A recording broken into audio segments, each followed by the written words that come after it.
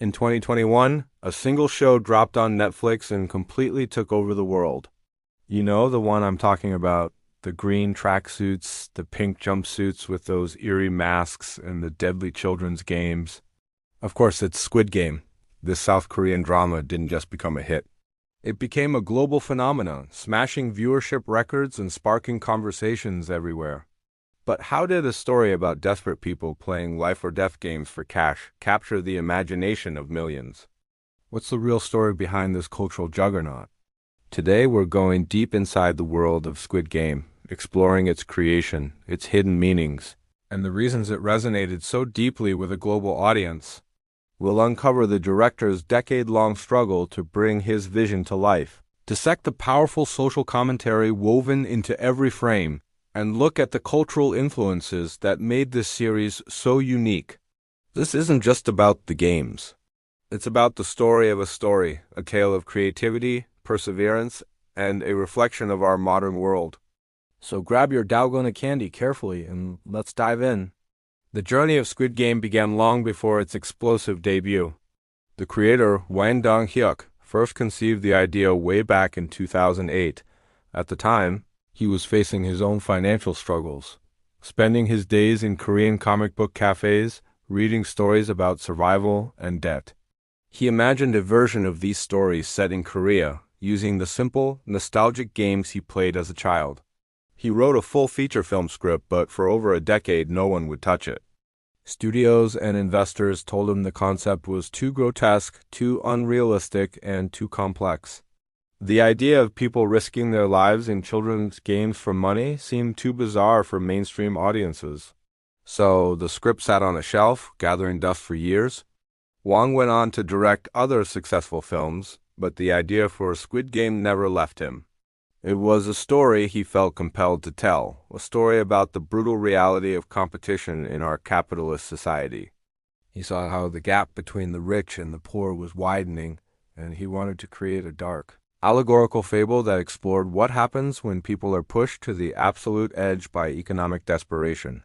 Then, the world changed. The rise of streaming platforms created a space for more unconventional, genre-bending stories. A decade after he first wrote it, the world was finally ready for Squid Game. Netflix saw the potential in Hwang's dark vision and gave him the creative freedom to expand his film script into a 9-episode series. This longer format allowed him to delve deeper into the lives of the characters, to make us truly understand their motivations and their despair. We meet Seong Ai-hun, a gambling addict and divorced father who is so deep in debt that his life is falling apart. We meet Kang Se-byok, a North Korean defector trying to reunite her family, and Cho Sang-woo, a once proud investment banker who made disastrous financial decisions. Each character represents a different facet of modern society, people who, despite their different backgrounds, are all trapped in the same cycle of debt and hopelessness. Their stories are not just backstories. They are the heart of the show. They are what make the stakes feel so incredibly real. Before a single game is even played, we understand why they would risk everything. The prize money isn't just a fortune. It's a chance at redemption, a way out of an impossible situation. This focus on character is what elevates Squid Game from a simple survival thriller to a powerful human drama. One of the most brilliant aspects of Squid Game is its visual design. The aesthetics are a masterclass in contrast. The show uses bright, almost childlike colors and massive, playground-like sets to create a sense of surreal, unsettling nostalgia. Think about that giant, colorful staircase maze. It looks like something out of an M.C. Escher painting mixed with a children's soft play area. But we know this whimsical-looking space is a pathway to death and despair. This visual dissonance is intentional. It constantly reminds us that these are children's games twisted into a horrifying spectacle for the amusement of the wealthy. The green tracksuits worn by the players strip them of their individuality, reducing them to mere numbers. In contrast, the masked guards in their hot pink jumpsuits are anonymous and authoritarian, their faces hidden behind simple geometric shapes, circles, triangles, and squares. These shapes correspond to a strict hierarchy within the system, a theme that runs deep throughout the show. Even the music contributes to this unsettling atmosphere. The score often uses classical, calming pieces like Strauss's The Blue Danube during moments of absolute chaos and violence, creating a chilling and unforgettable psychological effect. Every single design choice is deliberate, designed to make the viewer feel as disoriented and on edge as the players themselves. The games themselves are a stroke of genius. They are based on simple, traditional Korean children's games that many viewers, especially in Korea, would recognize from their own childhoods. Red light, green light, the Dalgona Candy Challenge, Tug of War, and Marbles. These are games of innocence, joy, and friendship. By turning them into life or death struggles, the show corrupts these innocent memories. It forces us to ask a disturbing question. What has happened to our society that even the simplest forms of play have become a brutal competition for survival? Take the marble game, for instance. It's the most emotionally devastating episode for many viewers. The players are told to pair up with the person they trust the most, only to discover they must compete against that very person. One will live and one will die. This episode isn't about physical strength or agility. It's a brutal test of morality, manipulation, and the human spirit. It's in these moments that the show's commentary on cutthroat competition becomes its most powerful. In a system designed to pit everyone against each other, are trust and compassion even possible? Or will survival instincts always win out? The show doesn't offer easy answers, forcing the audience to confront these uncomfortable questions head-on. So why did Squid Game resonate with so many people across different cultures and continents? Because at its core, it speaks to a universal anxiety of the modern age, economic inequality. The feeling of being trapped in a system that's rigged against you, of working harder and harder just to fall further behind, is something people can relate to all over the world.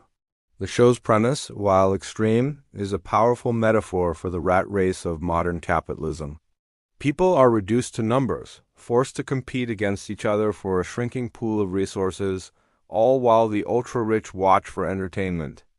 The mysterious VIPs who bet on human lives as if they're betting on horse races are a chilling representation of the detached, voyeuristic 1%. They are so disconnected from the suffering they cause that it has all become a game to them. This stark portrayal of class struggle hit a nerve. It tapped into a global sense of injustice and frustration. It didn't matter if you were in Seoul, New York, or London. The feeling that the odds are stacked against the common person is a globally shared experience. Squid Game simply took that feeling and amplified it into a thrilling, terrifying, and unforgettable survival drama. It validated a frustration that millions of people feel every single day. The cultural impact of Squid Game was immediate and massive.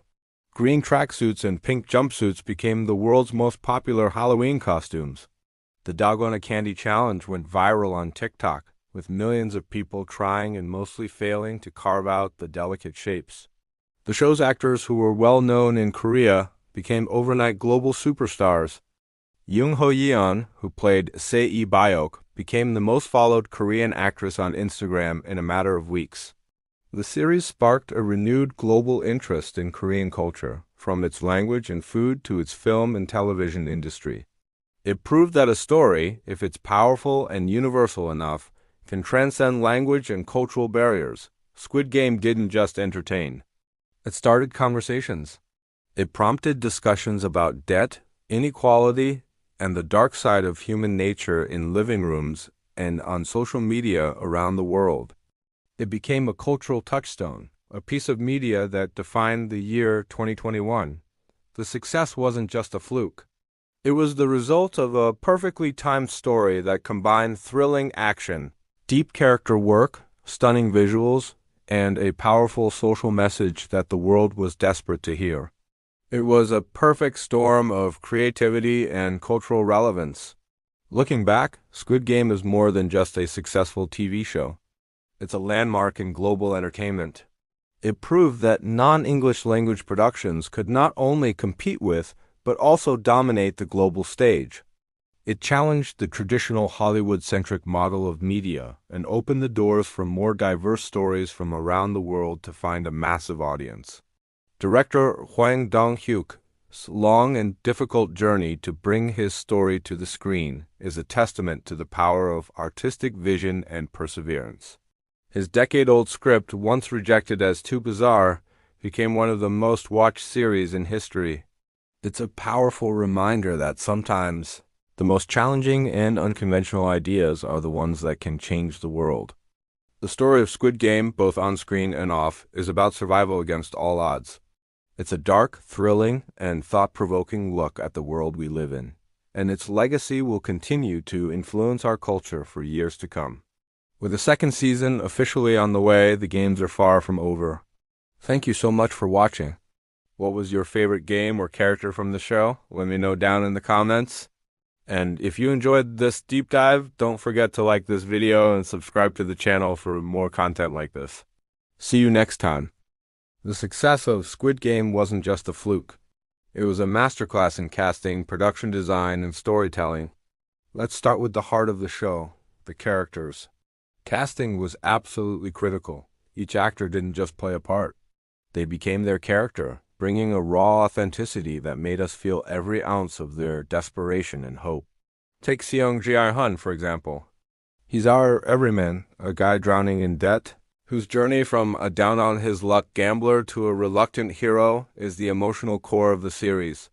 Lee Young-jae's performance made us root for him, even when he made questionable choices. Then you have his childhood friend, Cho Sang-woo, the so-called genius from Seoul National University. His polished exterior hides a cold, calculating survival instinct, and Park Hae-soo portrayed this descent into moral ambiguity brilliantly. We watched him, horrified and fascinated, as he did whatever it took to win. And we can't forget Kang Se-byok, the North Korean defector. Young Ho-yeon, in her breakout role, gave us a character who was tough and guarded, but underneath it all, just wanted a better life for her family. Her quiet resilience made her an instant fan favorite. Even the supporting characters were unforgettable. There's the kind-hearted Ali Abdul, whose trust and innocence were tragically exploited. Anupam Tripathi's portrayal was so genuine it broke our hearts. And then there's the tough, unpredictable Jang Deok-soo, played by Hyo Seung-tae, the gangster you love to hate.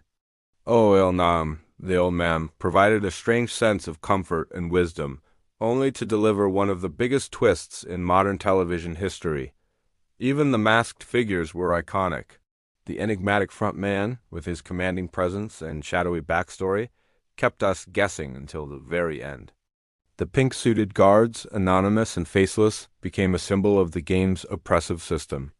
This perfect blend of characters created a web of alliances, betrayals, and relationships that felt incredibly real. Each actor had to balance empathy with suspense, making us question who we could trust and what we would do in their shoes. To bring these physically and emotionally demanding roles to life, the actors went through intense preparation. Behind the scenes, it was a whole different game. They underwent rigorous training to convincingly portray the high stakes. This wasn't just about learning lines. It was about embodying the exhaustion, the fear, and the sheer physical toll of the games. Stunt coordinators worked closely with the cast to ensure the action sequences were both thrilling and safe. For the tug-of-war scene, for instance, they used a real tugging machine to create genuine strain on the actors' faces and bodies. The result is a performance that feels visceral and real. You can see the sweat, the grit, and the determination in every frame. Now, let's talk about the games themselves. The genius of Squid Game lies in its use of simple, nostalgic children's games. Red light, green light, the Dalgona Candy Challenge, Tug of War, Marbles, these are games many of us played as kids. But in this world, they become instruments of death. This contrast is what makes the show so disturbing and compelling.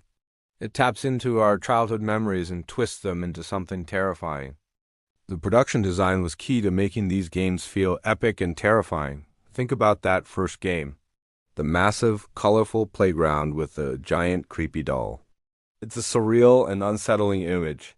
The vibrant, almost dreamlike sets clash with the brutal reality of the competition, creating a powerful visual metaphor for the show's themes. The maze-like pastel-colored stairwells, inspired by M.C. Escher's artwork, added to the sense of disorientation and entrapment. Every set was meticulously crafted to be both visually stunning and psychologically unnerving. The cinematography played a huge role in building tension. Director Hwang Dong-hyuk and his team used specific camera techniques to immerse the audience. During red light, green light, the quick cuts between the doll's unblinking eye and the terrified faces of the players created a heart-pounding sense of panic. Slow-motion shots were used to emphasize moments of life and death, like a player stumbling or a bullet hitting its mark. Wide shots showed the sheer scale of the games and the insignificance of each individual player, while tight close-ups on their faces revealed every flicker of fear, determination, and despair. The use of dramatic camera angles, like low shots looking up at the guards or high shots looking down on the players, reinforced the power dynamics at play. Sound design was another crucial element. The cheerful, innocent music played during the games created a chilling contrast with the violence on screen. The sound of the ticking clock in the Dalgona Challenge, the creak of the rope in Tug of War, the simple click of marbles, each sound was amplified to heighten the tension and make every moment feel incredibly suspenseful. The silence, too, was used effectively, creating unbearable moments of anticipation right before the chaos erupted. It has this masterful blend of visuals and sound that makes each game feel so immersive and stressful to watch. But Squid Game was more than just a series of deadly contests. The time spent between the games and the massive dormitory was just as important. These scenes allowed the show to explore the psychology of survival. We saw alliances form out of necessity, friendships blossom in the face of death, and betrayals happen when the stakes got too high. The dorm was a microcosm of society, where people were stripped of their identities and forced to confront their true nature. Remember the riot that broke out after the players learned they could eliminate each other? That scene was a terrifying look at how quickly social order can collapse when survival is on the line. It's in these moments that we see the best and worst of humanity. We see characters sharing their food and protecting each other, and we also see them scheming and backstabbing to get ahead. These sequences were vital for character development. They gave us insight into each person's backstory, their motivations, and what they were fighting for.